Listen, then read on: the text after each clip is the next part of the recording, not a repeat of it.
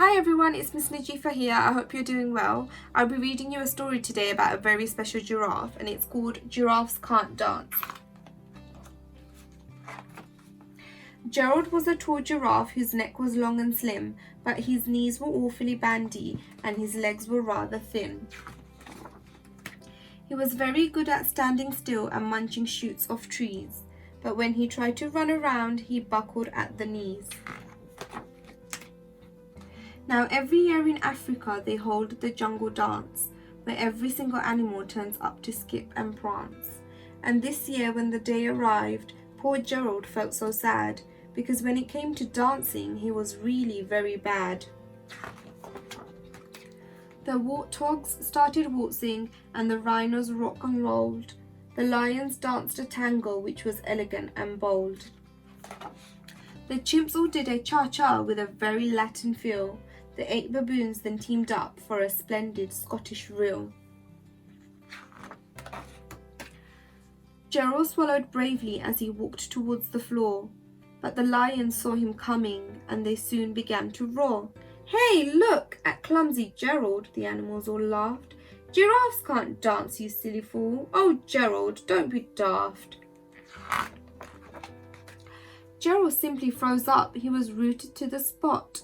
"They're right," he thought. "I'm useless. Oh, I feel like such a clot."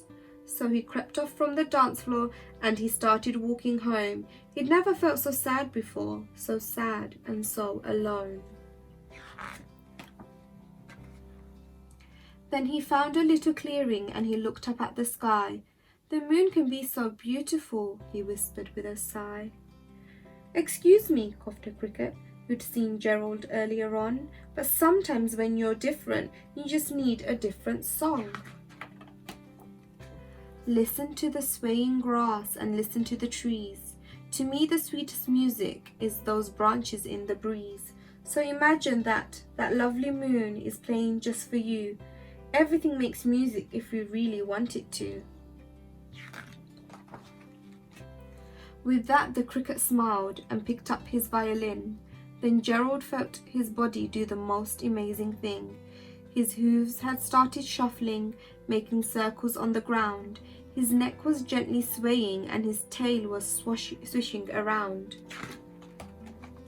He threw his arms out sideways and he swung them everywhere. Then he did a backward somersault and leapt up in the air. Gerald felt so wonderful, his mouth was open wide. "I am dancing, yes, I'm dancing, I am dancing," Gerald cried. Then one by one, each animal who'd been there at the dance arrived while Gerald boogied and watched him quite entranced. They shouted, "It's a miracle, we must be in a dream. Gerald's the best dancer that we've ever seen. How is it you can dance like that? Please, Gerald, tell us how."